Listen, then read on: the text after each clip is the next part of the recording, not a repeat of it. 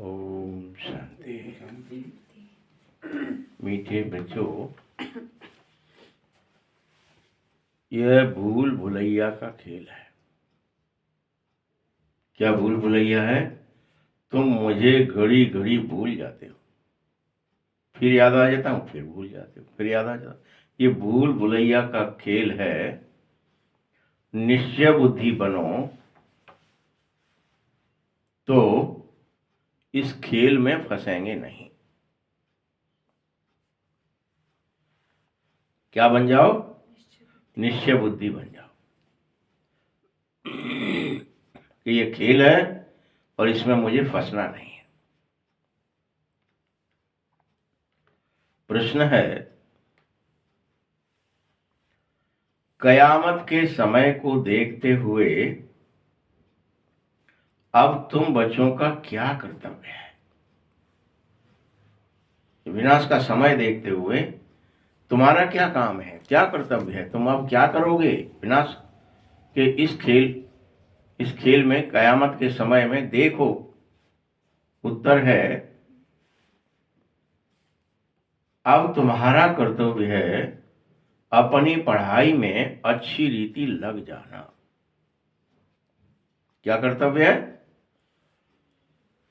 और बातों में अब दिन भर नहीं फंसना, न रात में न दिन में।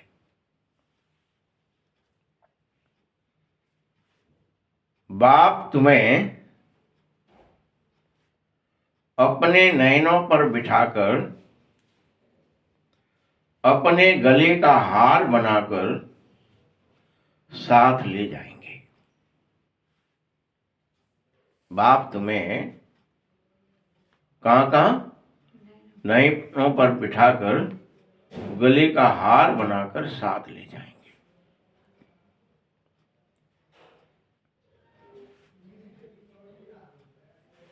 बाकी सबको तो अपना हिसाब किताब चुकतू करके ही जाना पड़ेगा।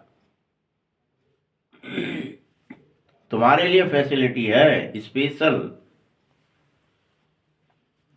बाबा आया है सबको अपने साथ घर ले जाने।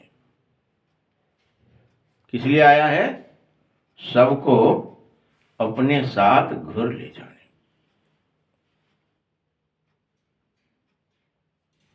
गीत है, दूर देश का रहने वाला आया देश पर आए। ओम शांति। रूहानी बाप रूहानी बच्चों को समझाता है, खास भारत और आम सारी दुनिया वालों को समझा रहा हूं। बच्चे, तुम सब अब विश्व में शांति चाहते हो तो मुझे याद करो। चाहते तो शांति हो, तो ये समझना जरूरी है।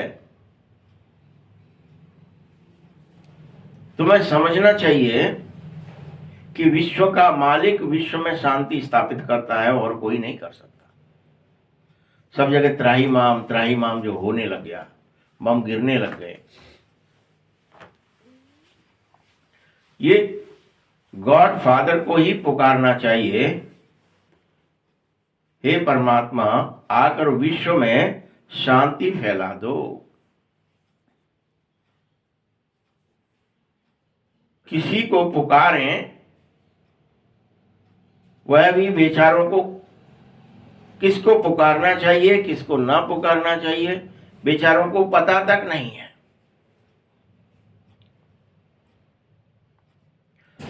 यह सारे विश्व की बात है।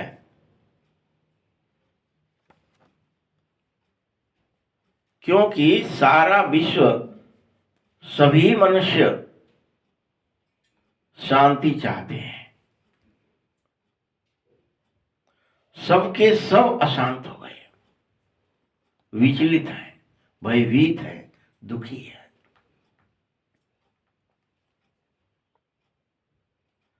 और शांति का धाम तो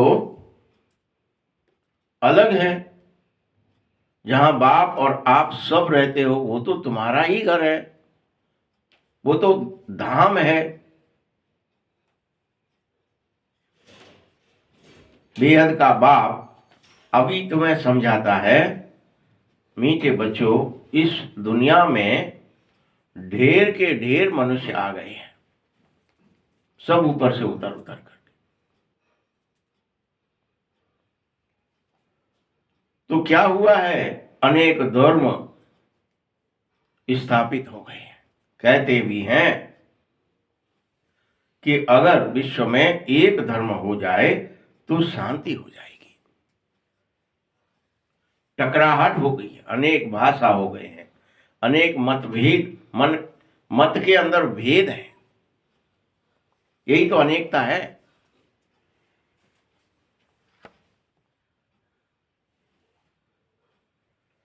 सब धर्म मिलकर एक तो हो न सकेंगे बच्चों, ये तो बुद्धि से निकाल दो बात कि सब मिलकर एक हो जाएंगे।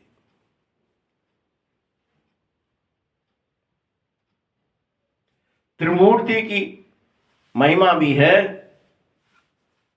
त्रिमूर्ति के चित्र बहुत रखे हैं।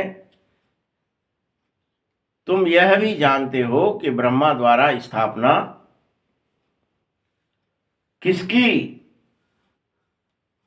किसकी सिर्फ शांति की होगी क्या? शांति और सुख की होती है, दोनों की होती है। किसकी किसकी होती है? सुख और शांति। इस भारत में 5000 वर्ष पहले लक्ष्मी नारायण राज्य किया करते थे और सर्वत्र सुख ही सुख, शांति ही शांति थी। ऐसा नहीं है कि कोई पहली बार होगा, यह हर 5000 वर्ष बाद सुख और शांति स्थापित होती है।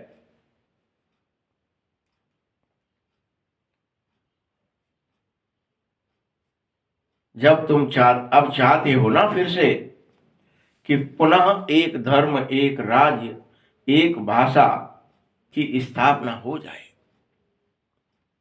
सब में एकता हो जाए। तुम बच्चों यह भी जानते हो कि बाप ही है जो सुख, शांति और संपत्ति की स्थापना पुनः कर रहे हैं। संपत्ति भी नहीं बची है, सारे मिनरल्स सब खोद खाद के सब निकाल दिए, और जो बचे हुए हैं वो भी खोदने में लगे हैं। जल्दी से खोदो, निकालो सब चीजें बाहर।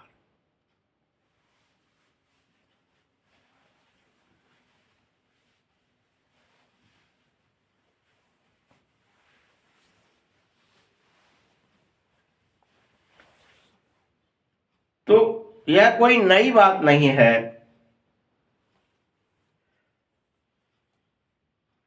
अनेक बार एक राज्य स्थापित हुआ है, अनेक बार अनेक धर्म फिर से वृद्धि होते होते झाड़ बड़ा हुआ है और फिर बाप को आना पड़ा है। ये सब काम अनेक बार हुए हैं।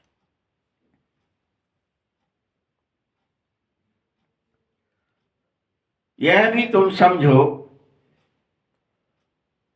कि आत्मा सुन रही है इन बातों को, आत्मा पढ़ रही है, और आत्मा में ही संस्कार हैं जो स्टोर कर रही है। जो बात सुन रही है, पढ़ रही है, वो स्टोर भी होता है संस्कार में। हम आत्मा भिन्न भिन्न शरीर धारण करते हैं। बच्चों को यह निश्चय बुद्धि होने में बेहद मेहनत लगती है। तुम सब पूरी रूप से निश्चय बुद्धि बन जाओ कि हम आत्मा क्या है? आत्मा है, शरीर नहीं है। ये निश्चय बुद्धि होना है। आत्मा में ही मन है, बुद्धि है, संस्कार है। इसका निश्चय बुद्धि करो। और हम संस्कारों में अपने अच्छाई को धारणा कर रहे हैं।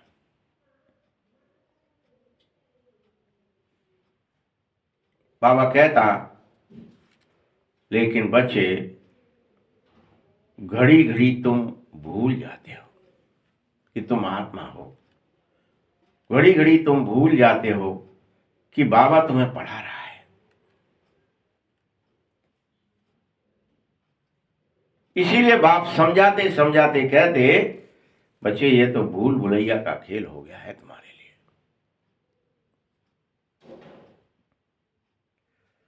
जिसमें तुम फंस गए हो।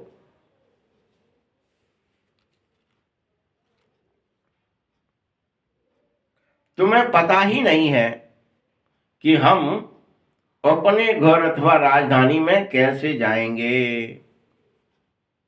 तुम्हें पता ही नहीं है। इस भूल भुलैया में फंस गए हो।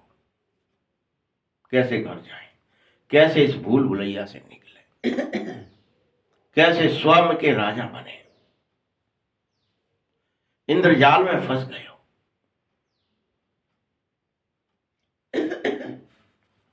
अब बाबा तुम्हें समझाता है, पहले तो तुम कुछ जानते ही नहीं थे, क्योंकि आत्माएं क्या हो गए थे? पत्थर बुद्धि। कुछ बात ही समझ में नहीं आती है, क्या करना है, बस इतना ही समझ में आता है। हम शरीर हैं, बच्चे पैदा कर लो, ब्याह कर लो, नाती कर लो, पंथी कर लो, घर चल लो, हो गया काम पूरा, चलो। देह दुनिया फंसे फंसे फंसे। तुम शरीर से भिन्न हो, अमर हो, ये तो तुम भूल ही गए। अविनाशी हो, अनादि हो, सत्य हो, सनातन हो। सब सनातन स्थापित नहीं हो रहा है कोई, सब सनातन हो। तुम सब में पवित्रता, सुख, शांति सब हैं, बस तुम भूल गए हो। तुमने ऊपरी आवरण धारण कर लिया है।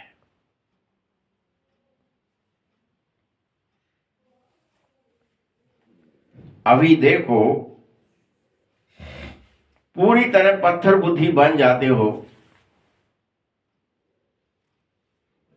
इसीलिए भारत में दो तरह का गायन है, एक पारस, एक पत्थर। ये दो तरह की बुद्धि होती है, अलग अलग। हम आधा समय पत्थर बुद्धि रहते और आधा समय पारस बुद्धि रहते, और हमने इसका कुल मिलाकर नाम क्या रख दिया? पारस पत्थर। दोनों को क्या कर दिया? ज्वाइंट कर दिया। और भूल ही गए कि पारस बुद्धि अलग है, पत्थर बुद्धि अलग है।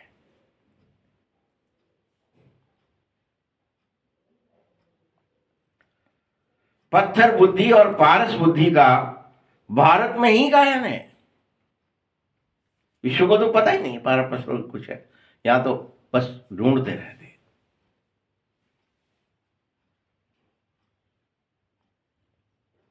यहीं पर तुम पूरे खेल में आधा कलप पारस बुद्धि राजा होते हो और आधा कलप पत्थर बुद्धि राजा होते हो।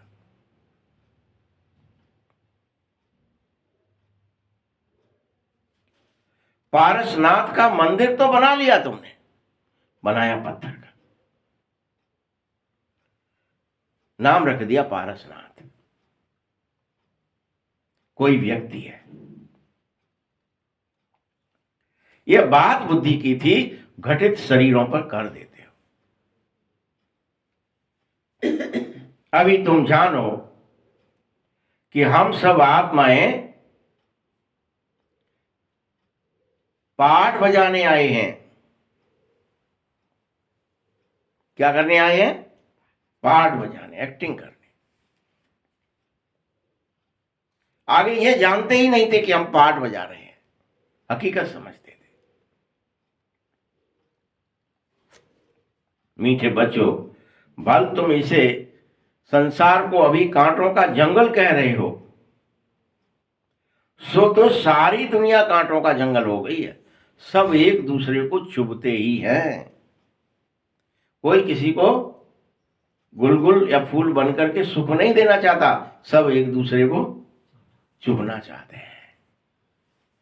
शब्दों से, दृष्टि से, वृत्ति से, स्मृति से, कृति से।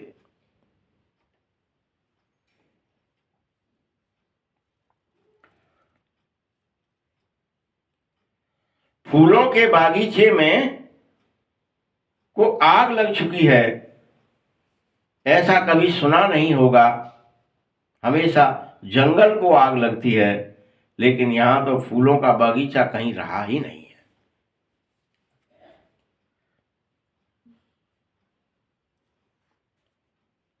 संसार सब जंगल ही जंगल हो गया है। अब इस जंगल को भी आग जरूर लगनी है। जैसे फूलों को लग गई थी, अब इस जंगल को लगनी है, कांटों को लगनी है, बंभोर को आग लगनी है। इस सारी दुनिया को ही भंभोर कहा जाता है।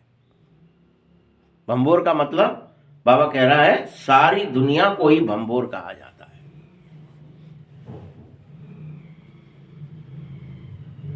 अभी तुम बच्चों ने मुझ बाप को यथार्थ जान लिया ना, कि नहीं जाना? अभी भी चेक करो। क्या तुम भगवान को भगवान जैसे हैं, दया के सागर हैं, प्रेम के सागर हैं, करुणा के सागर हैं, आनंद के, उस तरह से जानते हो?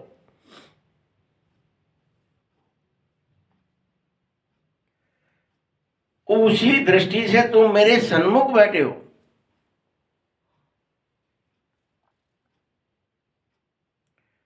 जो तुम गाया करते थे कि तुम्ही संग बैठूं, तुम्ही संग खाऊं, तुम्ही संग प्रीत निभाऊं, डॉट डॉट डॉट, यह सब कुछ हो रहा है ना। तुम्हें फील होना चाहिए कि अब हम बाप के सन्मुख हैं। पहचान होनी चाहिए। जो अघ कर्म है, जो बुरे कर्म है, वो बंद हो जाए तो सन्मुख हो। याद में बैठ जाओ। भगवानुवाच है तो जरूर भगवान आते हैं तुम्हें पढ़ाने के लिए, पढ़ाते हैं। भगवानुवाच बच्चों के प्रति ही तो होगा ना। भगवान किसको पढ़ाएंगे? अपने बच्चों, मीठे बच्चों को, शकीलदेह बच्चों को। तुम जानते हो कि सर्वशक्तिमान भगवान पढ़ा रहा है। भगवान है कौन? वह निराकार शिव को ही कहेंगे। भगवान शिव भी की पूजा भी यही होती है। याद रखना, सतयुग में पूजा की भी कोई बात नहीं होगी। वहां तो तुम भगवान को भूल ही जाओगे। भगवान तो तुम्हें सतयुग में प्रवेश कराकर स्वयं परम धाम में विश्राम करते हैं। कोई तुम वहां मुझे याद भी नहीं करोगे। सतयुग में याद टीचर को नहीं करते हैं, गुरु को नहीं करते हैं। वहां मुक्ति नहीं चाहिए, वहां तो मुक्त है।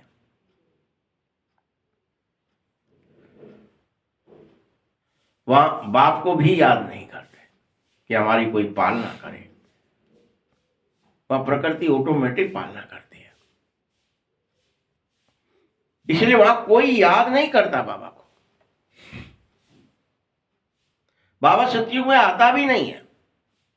बाप छोड़ा, जाओ परम धाम से स्थापित किया, तुम इसमें रहो।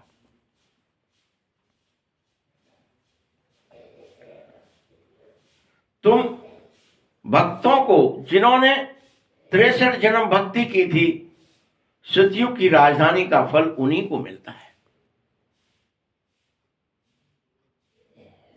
तुम समझते हो हमने सबसे ज्यादा भक्ति की है,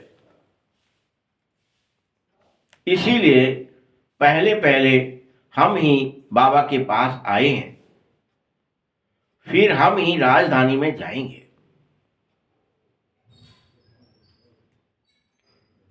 तो तुम बच्चों को पूरा पुरुषार्थ जरूर करना चाहिए किस चीज के लिए? नई दुनिया में ऊंच पद पाने के लिए तुम पुरुषार्थ करो।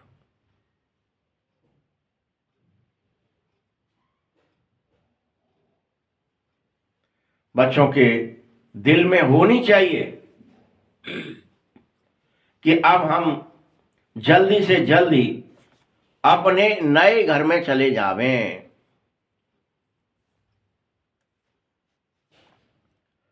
जल्दी से जल्दी चले जाओ।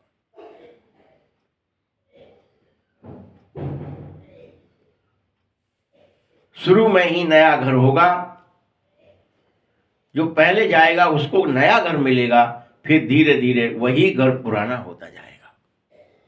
यही दुनिया।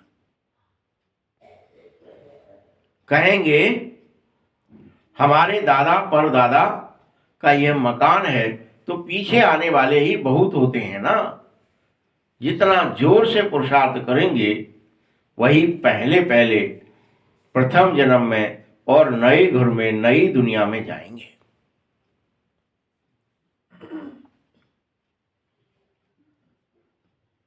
पुरुषार्थ की युक्ति शिव बाबा बहुत ही सहज समझाता है। बस तुम मुझे निरंतर याद करो,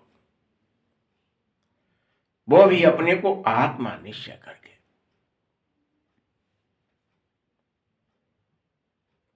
भक्ति में भी पुरुषार्थ तो करते थे, बहुत भक्ति करते थे। भक्ति करने वालों का नाम भी बहुत होता था। कई भक्तों की अभी तक भी स्टाम्प भी निकाली जाती है। ज्ञान की माला का तो किसी को पता तक नहीं है कि कौन ज्ञानी है और कौन मूर्ख। किसी को पता ही नहीं। पहले है ज्ञान, फिर है भक्ति, और सबसे लास्ट में है वैराग्य। यह तुम बच्चों की बुद्धि में होना ही चाहिए। आधा समय ज्ञान, सतयुग और त्रेता, अभी तुम बच्चे जानते हो, नॉलेजफुल बन जाते हो। फिर आधा समय भक्ति, द्वापर और कलयुग, और संगम युग पर होता है वैराग्य।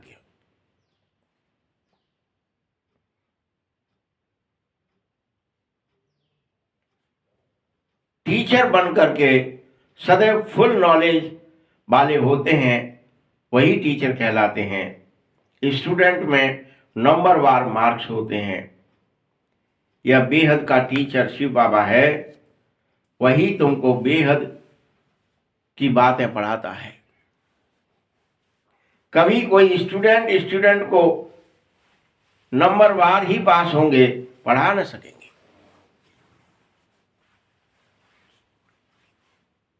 जैसे तुम कल पहले हुए थे वैसे ही फिर हो रहे हो। बाबा समझाता है, मीठे बच्चों, तुमने ही 84 जन्म लिए हैं, फिर से तुम ही प्रथम जन्म में आओ।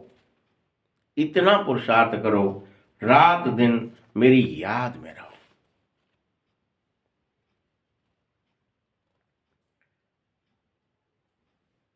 बाद में पूरे कल्प में 84 जन्मों में 84 टीचर भी होंगे, 84 बाप होंगे, तुम्हारे खुद के 84 शरीर होंगे।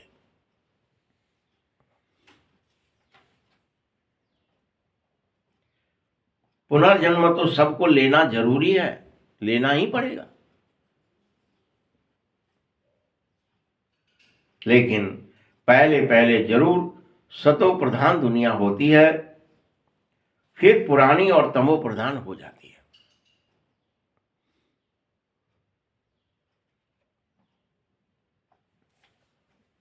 जब दुनिया तमो प्रधान हो जाती है, इसका अर्थ यह है कि मनुष्य तमो प्रधान हो जाते हैं, और मनुष्य के तमो प्रधान होने से सब गिरती कला में चले जाते हैं। सारा संसार, प्रकृति भी तमो प्रधान हो जाती है। मनुष्य ही कर देता है। झाड़ भी पहले नया और सतो प्रधान होता है, फिर धीरे धीरे यह भी तमो प्रधान हो जाता है।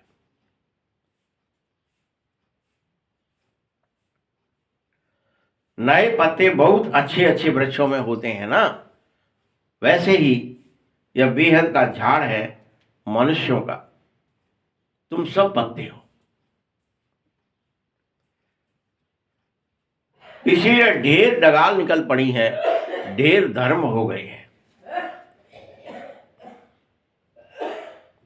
तुम्हारी बुद्धि बेहद बाप की तरफ चली जानी चाहिए। कितना बड़ा झाड़ है। पहले पहले आदि सनातन देवी देवता धर्म की झाड़ होती है, फिर वैरायटी धर्म आते हैं। तुमने ही 84 वैरायटी जन्म लिए, और वह भी अविनाशी। तुम अविनाशी हो।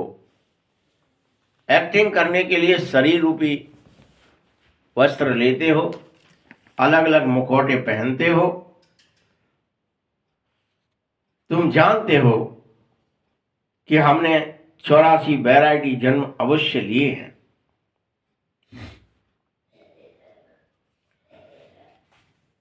तुम यह भी जानते हो कल्प कल्प 84 का चक्र हम फिर से घूमते ही रहते हैं, फिरते ही रहते हैं, फिरते ही रहते हैं।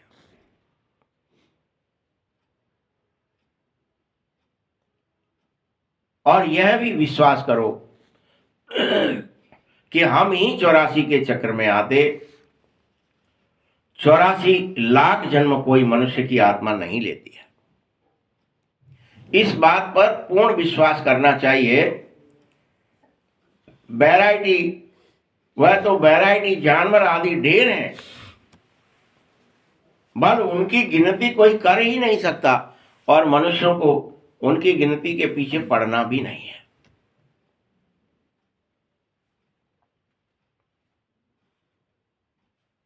तुम मनुष्यों की आत्मा ने 84 जन्म लिए हैं।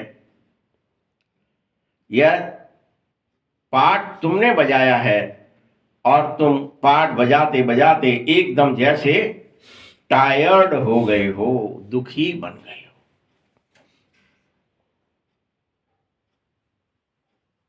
सीढ़ी उतरते सतो प्रधान से तमो प्रधान बन जाते हो।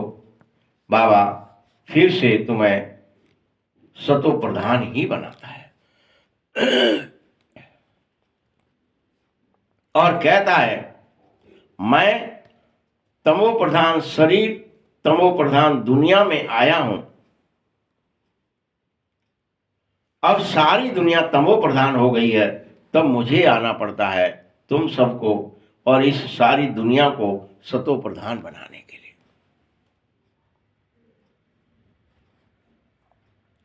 मनुष्य तो बल ऐसे ही कह देते हैं कि सारे विश्व में शांति कैसे स्थापना होगी, समझते ही नहीं है कि बल विश्व में शांति भी स्थापित हो सकती है। ये कलह कलेश, ये शोरगुल सब मिट सकता है। अभी तो फुर्सत ही नहीं किसी। दिन में रात में उठते में बैठते में सोते में जगते में इतना बाहर मुखी आदमी हो गया है कि वो बाहर की ही सुनता है, सुनना भी बाहर की चाहता है, अंदर की तो सुनना ही नहीं चाहता। तुम ज्ञान योग की भी बात करेंगे तो पहले वो जन्नाटे सन्नाटे की आवाजें कर लेगा खुद ही, आवाज से परे तो जाना ही नहीं चाहता। कमेंट्री भी करेगा तो भी बड़ी गड़बड़ करेगा कि आवाजों की दुनिया, कुछ भी करेगा उसमें आवाज हो रही होगी। अरे आवाज से परे जाना है, देह दुनिया से परे जाना है, अंतर्मुख होना है, कानों के भरोसे नहीं रहना है।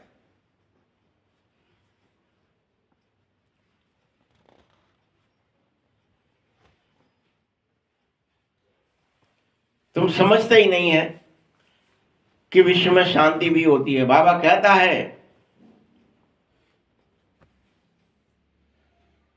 तुम्हारे घर में जो चित्र हैं इनका राज्य, ये लक्ष्मी नारायण के रूप में इनका राज्य हुआ करता था। उस समय इनके राज्य में, विश्व में शांति थी, सुख था और समृद्धि थी।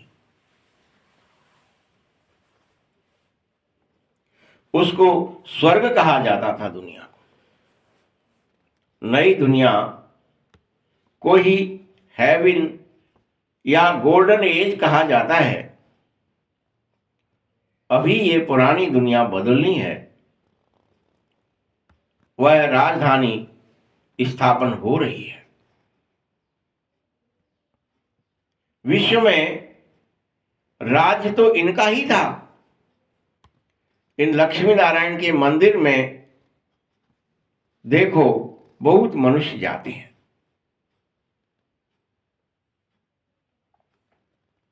यह थोड़े ही किसी की बुद्धि में है कि यही भारत के मालिक थे। इनके राज्य में सुख और शांति थी, बेहद सुख था, बेहद शांति थी और समृद्धि थी। बस 5000 वर्ष की ही तो बात है जब इनका यहां राज्य था।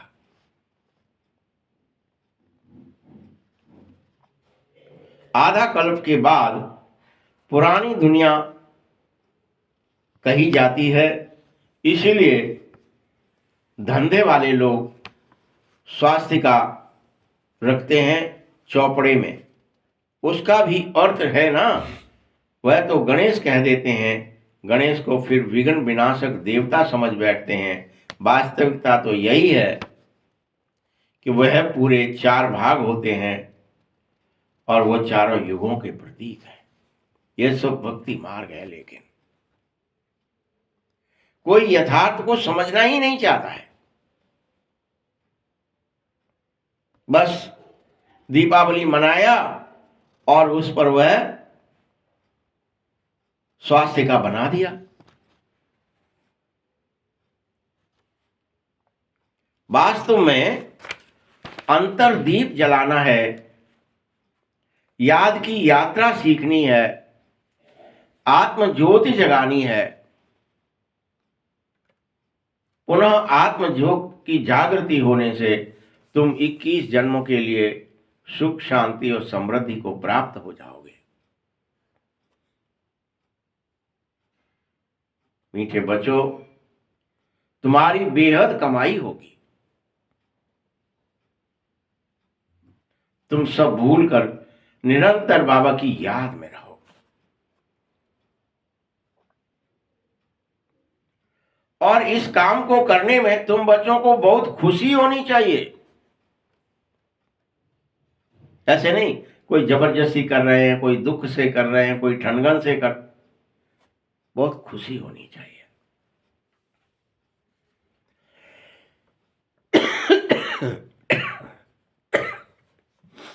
तुम्हारा अभी नया खाता शुरू हो रहा है, किस लिए? नई दुनिया के लिए। 21 जन्म के लिए अभी के अभी खाता जमा करना है।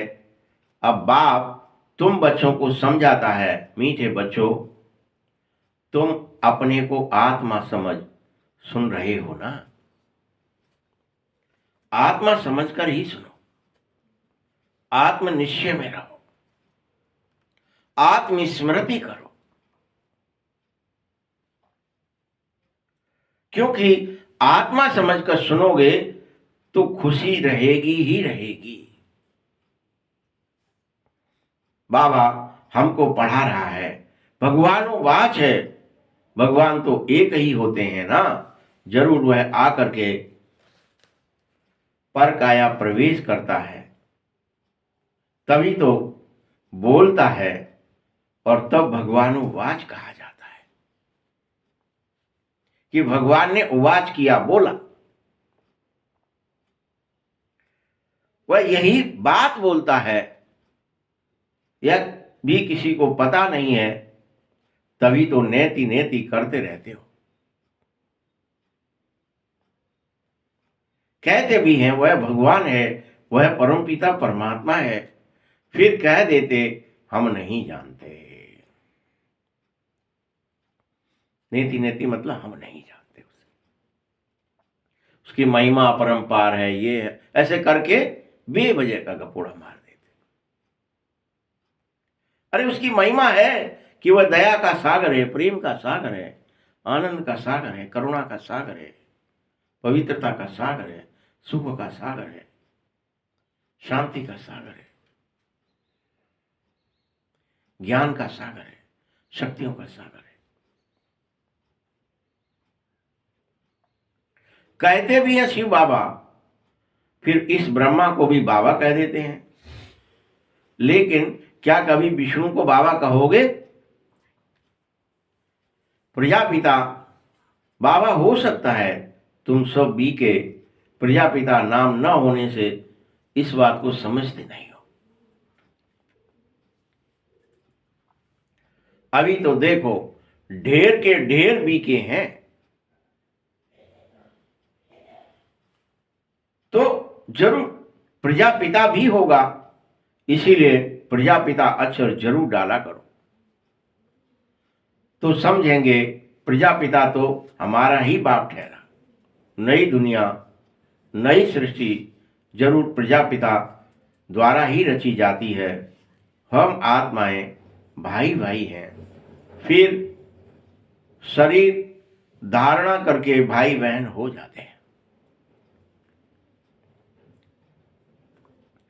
बाबा के बच्चों तो अविनाशी है, फिर से साकार में भाई बहन चाहिए ही चाहिए, तो नाम है प्रजापिता ब्रह्मा। परंतु ब्रह्मा को कोई हम याद ही नहीं कर पा रहे हैं। यह याद लौकिक को करते और पारलौकिक को करते, प्रजापिता ब्रह्मा को कोई याद करता ही नहीं है। दुख में बाप का सिमरन करते हैं, इस ब्रह्मा का नहीं। कहते भी हैं हे भगवान, तो ब्रह्मा नहीं कहते। सुख में किसी को याद करते ही नहीं है, दरकार ही नहीं है, क्योंकि वहां तो सर्वत्र सुख ही सुख होता है। यह भी किसी को मालूम नहीं है। तुम यह जानते हो, इस समय तुम्हारे पास 3 बाप हैं। भक्ति में तो लौकिक और पारलौकिक बाप को याद करते रहे, सतयुग में तो सिर्फ और सिर्फ अपने लौकिक बाप को ही सब याद करते हैं, वहां और किसी को जानते ही नहीं है। संगम पर 3 बाप को याद करना है। लौकिक को भी जानते हो, वह हद का पिता है, शरीर का पिता है, और उससे हद का वर्षा भी मिलता है। अभी तुमको फिर बेहद का बाप मिला, जिससे तुम्हें बेहद का वर्षा मिल रहा है। यह भी समझ की बात है। अब बेहद का बाप आया किसमें है? इस ब्रह्मा तन में आया है, तो हम बच्चों को बेहद का सुख दे रहा है। उसका बनने से हम बेहद का वर्षा प्राप्त करते हैं, और यह जैसे दादा का वर्षा है, ब्रह्मा द्वारा है, वह कहते हैं वर्षा तुमको मैं देता हूं, यह ब्रह्मा नहीं। पढ़ाता भी मैं ही हूं, ये कोई और मनुष्य शरीरधारी कोई ना पढ़ा सके। यह बात क्यों कहता हूं? क्योंकि ज्ञान सिर्फ मेरे ही पास है, मैं ही ज्ञान का सागर हूं। बाकी ना तो मनुष्यों में ज्ञान रहता है और ना ही देवताओं में। ज्ञान तो मेरे में ही है बच्चों। जो मैं तुम बच्चे को दे देता हूं, ये वही ज्ञान है जो बाप तुम्हें देता है। इसे रूहानी ज्ञान कहते हैं। तुम बच्चे यह जानते हो कि रूहानी बाप द्वारा हमको रूहानी ज्ञान मिलता है। ऐसे ऐसे विचार सागर मंथन करना जरूरी है, और गायन भी है कि मन के जीते जीत है, मन के जीते मन के हारे हार है। वास्तव में क्या कहना चाहिए पता है? ये मन के जीते नहीं कहना चाहिए कि माया पर जीते जीत है, क्योंकि मन को तो जीता नहीं जा सकता है, माया को जीतना है, विकारों को जीतना है, निर्विकार बनना है। कहावत को भी तो समझो, मन को ही जीतने की, वो तो तुम खुद ही हो, खुद को क्या जीतना है, क्या हारना।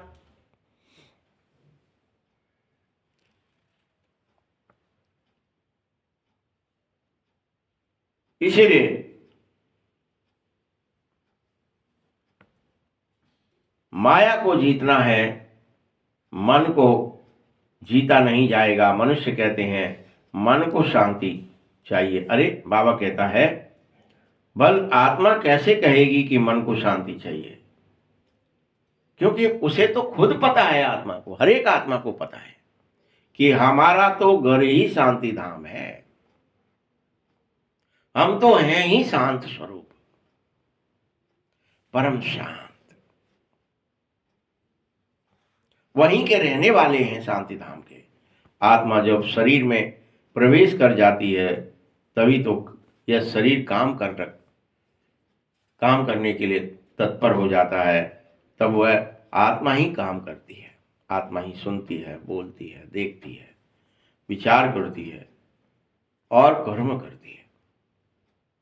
तुम अब पुनः स्वधर्म में टिक जाओ और स्वयं को आत्मा ही समझो। आत्मा का स्वधर्म ही शांति है, बाकी शांति कहां से ढूंढेगी, क्योंकि इसी पर वो जो दृष्टांत है रानी वाला, कि रानी का हार गले में था और वह बाहर ढूंढ रही थी, यह तुम्हारा ही है। शांति तो तुम्हारे गले का हार है, आत्मा में तो शांति स्वधर्म है। अब आत्मा बाहर शांति कैसे ढूंढ सकती है भला? अंदर उसमें स्वतः शांति है। तुम स्वरूप में, स्व में स्थित हो जाओ, तुम रियल में शांत स्वरूप ही हो। ऐसे ही सन्यासी लोग दृष्टांत देते हैं और फिर खुद जंगल में जाकर के, भले यह दृष्टांत रानी वाला सन्यासियों का ही है, लेकिन वो बेचारे जाकर जंगलों में शांति ढूंढते घूमते हैं कि कहीं शांति मिले, कैसे भी शांति मिले, विचलितपना बंद हो जाए। मीठे बच्चों, तुम आत्मा का धर्म है शांति, शांति धाम तुम्हारा घर है। जिस घर से तुम यहां पाठ बजाने आए हो, तुम इस बात पर निश्चय पूर्वक विश्वास करो कि तुम्हारा घर रियल में शांति धाम ही है, परम धाम ही है।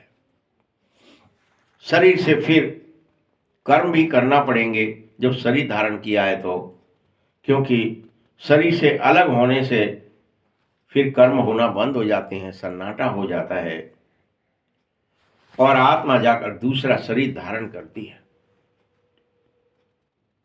फिर भला तुम्हें कोई चिंता क्यों करनी चाहिए? वापस थोड़े ही जाओगे।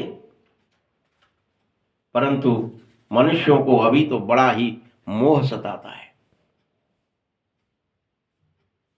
सतयुग में तुमको कोई मोह नहीं सताएगा, सबके सब निर्मोही होंगे, तभी सतयुग में प्रवेश करेंगे। ये माया है, जो मोह है वह भी ये माया का ही एक रूप है, जो तुम्हें दिन रात शरीर में, शरीर के रिश्तों में, शरीर के कर्मों में फंसाए रहता है। मोह सकल व्याधिन कर मूला, क्या लिखा है? मोह सकल व्याधिन कर मूला, और फिर यहीं से उपजत है सब सूला। सारे सूल, सारे कांटे मोह से ही उत्पन्न है, सारे सूल निकलते हैं।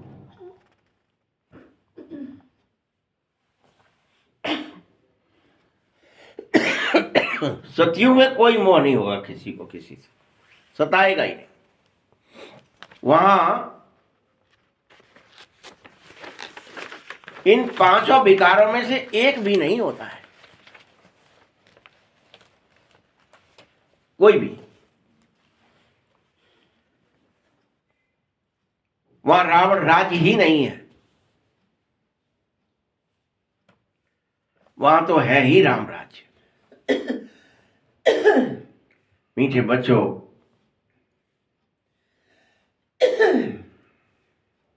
हमेशा कोई चीज कायम नहीं रहती है।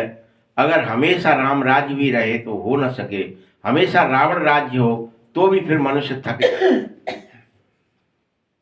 इसलिए खेल ऐसा बनाया है कि दिन और रात, थक गए सो लो, हाँ, सुख दुख हानि लाभ जन्म मरण, खेल ही ऐसा बनाया गया है।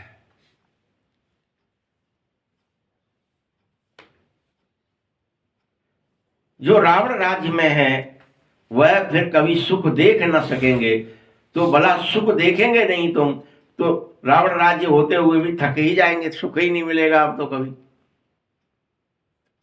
तो सुख और दुख,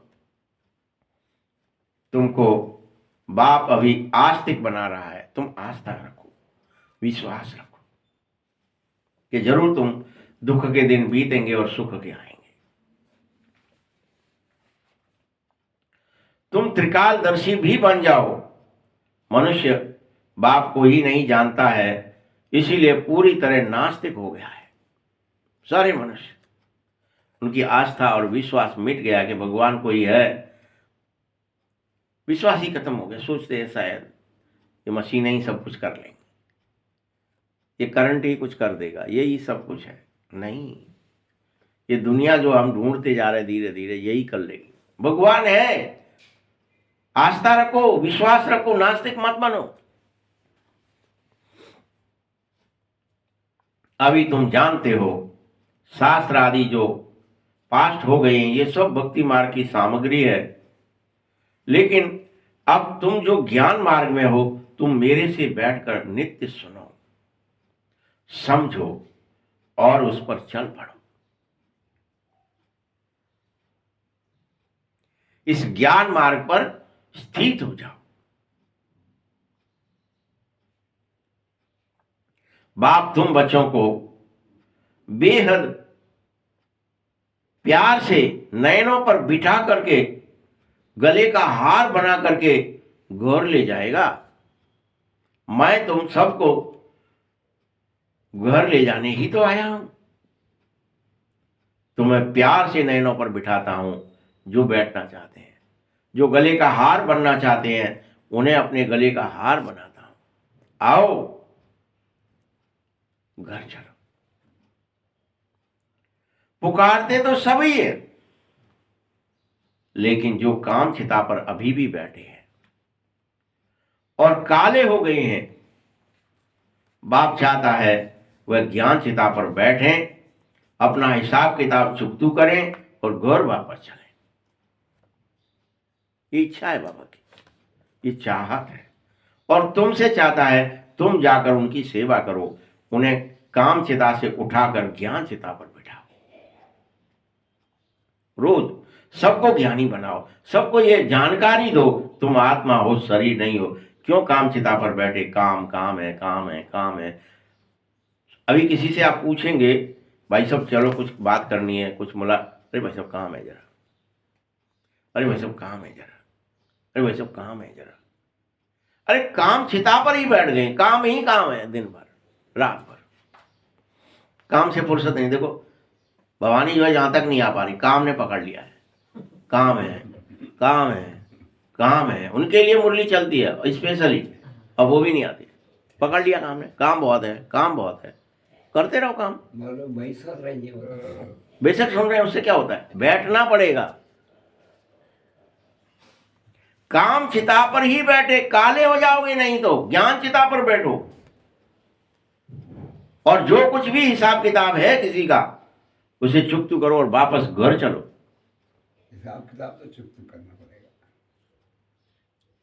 बच्चों, अब तुम्हारा काम पढ़ने से और बातों में क्यों जाना चाहिए? निरंतर क्या करना है? ज्ञान चिता पर बैठ जाना है। काम चिता पर जाना ही नहीं है। ज्ञान से, युक्ति से काम करो, युक्ति युक्त करो, बचो। कैसे मरेंगे, क्या होगा, डॉट डॉट, इन सब बातों में हमेशा क्यों जा रहे हो बार बार? अरे तुम तो अमर हो और अविनाशी हो, फिर भी हाय मर गए, क्या मर गए, हाय मर गए, हाय मर गए, कैसा मर गए, नाम का क्या होगा, शरीर का क्या होगा, बीमारी का क्या होगा, दुख का क्या होगा?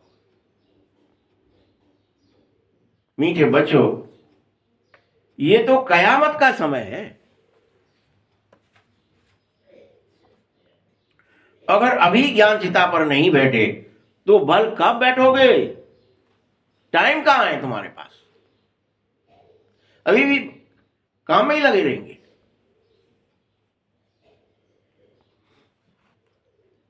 सब हिसाब किताब, बेहद के ड्रामे के राज को बुद्धि में ला करके चुप चुप करना होगे। मीठे बच्चों, बाप कलप कलप तुम्हारे पास आता है और तुमको क्या शिक्षा देता है? क्या शिक्षा देता है? आओ काम चिता से उतरो, ज्ञान चिता पर बैठो। कलप कलप तुम्हारे पास आकर बोलता है, हे बच्चे, अपनी आत्म ज्योति जगा। क्या बोलता है? आत्म ज्योति जगा, अपना दिया जगा और बेहद का वर्षा ले ले मुझसे। हम जीव आत्माएं हैं।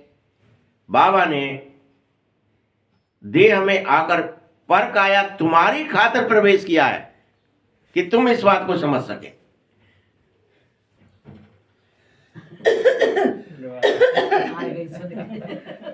मैं साधारण तन में आया हूं, तुम मेरी कदर नहीं करते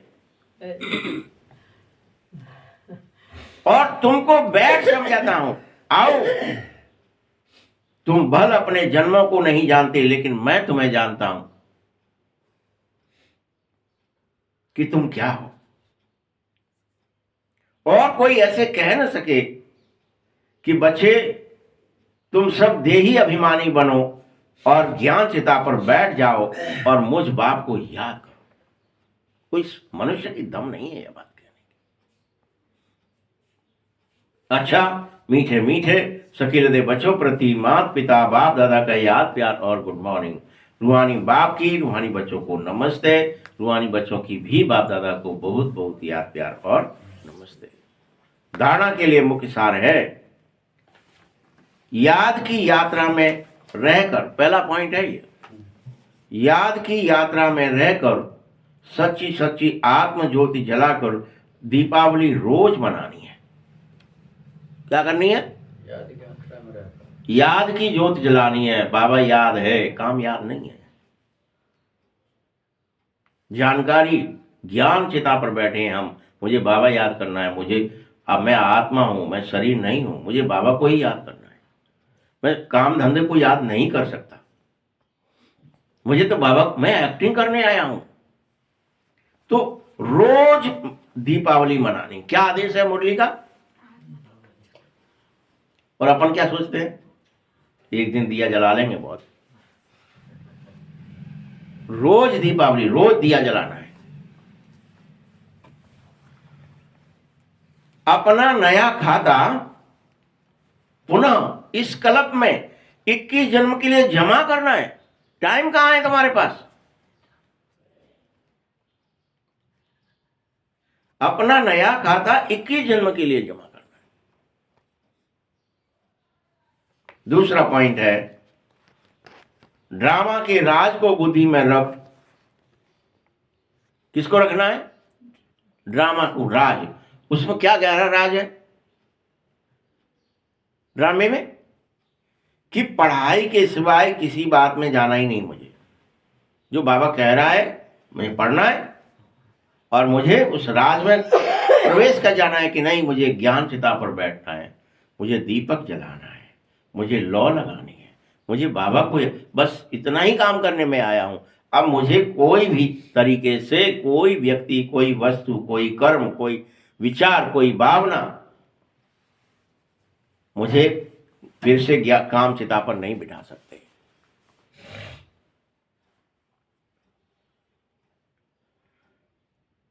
पढ़ाई के सिवाय किसी बात में जाना ही नहीं है, योग युक्त रहना है और सब हिसाब किताब अपने आप चुकतू हो जाएंगे। ये मत सोचो कि हिसाब किताब चुकतू करने के लिए किसी की खुशामद करनी पड़ेगी कि भैया क्या हिसाब किताब का बचो ये तो तुम पैसे ले लें तो तुम्हें दे दें। अपने बस तुम तो बैठ जाओ, आत्म ज्योति जगाओ। वो लोग तराटक करते रहे बेचारे भक्ति में, दिया जला लो, आंखें बाम भूकत रहे।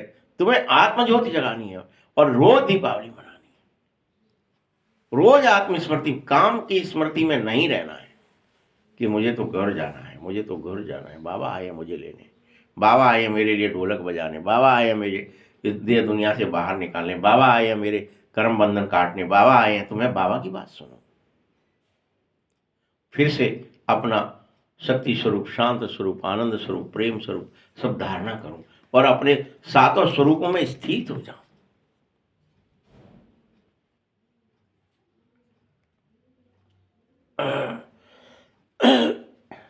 वरदान है रूहानियत की स्थिति द्वारा व्यर्थ बातों का स्टॉक खत्म करने वाले। रूहानियत की स्थिति द्वारा, जैसे जैसे आपकी रूहानी की स्थिति आएगी, व्यर्थ बातों का अभी तो स्टॉक है, वो खत्म ही नहीं हो रही है। 2 खत्म हुई 4 पैदा हो गई, 4 खत्म हुई 10 पैदा हो गई, 10 खत्म हुई 100 पैदा हो गई, खत्म ही नहीं हो रहा। लेकिन तुम्हें रूहानियत स्थिति में व्यर्थ बातों का स्टॉक ही खत्म हो जाए, कोई व्यर्थ आ ही नहीं रहा, अब खत्म हो गया लगता है, सब खत्म हो जाए। खत्म करने वाले खुशी के खजाने से संपन्न भव। खुशी के खजाने से बेहद खुशी अंदर प्रकट हो जाएगी, रात दिन खुशी रहेगी। कोई खिन्नता, कोई दुख, कोई रोना धोना, कोई अशांति, कोई कुछ पैदा ही नहीं हो सकेगी अंदर से, आएगा ही नहीं। कोई दुख दे रहा है, कोई ऐसा है, समाधि लग जाएगी। तभी तो दृष्टि में, वृत्ति में, स्मृति में वो चेतना जागृत होगी कि तुम बस दृष्टि देते जाओ, सबका कल्याण होता जाएगा। ये खुशी के खजाने से संपन्न हो जाओगे। रूहानियत की स्थिति द्वारा व्यर्थ स्टॉक, बातों के स्टॉक को पूरी तरह भस्म करो, नहीं तो एक दूसरे के अवगुणों का वर्णन करते करते क्या होगा, बीमारी आ जाएगी, जर्म्स आ जाएंगे, वायुमंडल में फैलते रहेंगे, निंदा के, भय के, दुख के ये जर्म्स। इससे वातावरण पावरफुल नहीं हो पाएगा, कभी भी बनेगा ही नहीं। आपके पास अनेक भावों से अनेक आत्माएं आने वाली हैं, लेकिन आपकी तरफ से शुभ भावना की बातें ही लेके जाए, वो कोई आपसे व्यर्थ ना ले जाए। कोई ऐसे होने वाला है, यह तब होगा जब स्वयं के पास खुशी की बातों का पूरी तरह स्टॉक जमा हो गया होगा, उनके पास ही भीड़ आएगी, खुशी ही खुशी होगी। यदि दिल में किसी के प्रति कोई व्यर्थ बातें अभी भी हो रही हैं तुम्हारे अंदर, तो तुम्हें वह माया की तरफ धकेल देंगी, तुम्हारा खाता खराब कर देंगी, तुम्हारे 21 जन्म का जमा का पुण्य भस्म हो जाएगा। सावधान हो जाओ, खुशी का खजाना जमा करो। यदि दिल में किसी के प्रति व्यर्थ है तो उसे भस्म कर दो, क्योंकि जहां बातें हैं वहां बाप होता ही नहीं है, वहां पाप होता है, बाप नहीं होता। क्या कह दिया बाबा ने? जहां बातें हैं, जहां अनेकों मनुष्य तुम्हारे बुद्धि में बैठे हैं, वहां बाप है ही नहीं, वहां पाप है। तो पापी बनना चाहते हो अभी भी? कामी बनना चाहते हो अभी भी? क्या करना चाहते हो?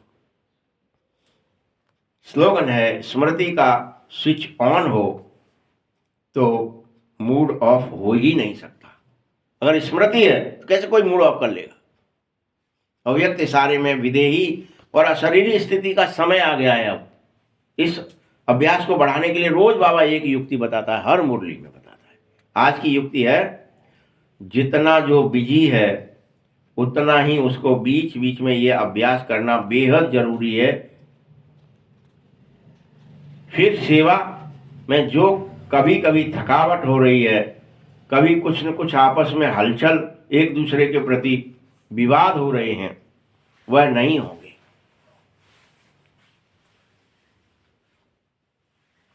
एक सेकंड में न्यारे और प्यारे होने का अभ्यास होगा तो कोई भी बात हुई एक सेकंड में अपने अभ्यास में इन बातों को फिर से दूर हुए, सोचा हुआ युद्ध नहीं करनी पड़ेगी। झट आप विजयी हो जाओगे। आप क्षत्रिय नहीं बनोगे, आप ब्राह्मण बने रहोगे। किसी से युद्ध नहीं होगी, टकराहट नहीं होगी, किसी के प्रति क्रोध आएगा ही, बस हो जाएगा, मेघनाथ मर जाएगा। इसलिए अभ्यास करो बिजी रहने का, बीच बीच में बेहद विदेही स्थिति में जाने का बेहद अभ्यास करना होगा। ओम शांति।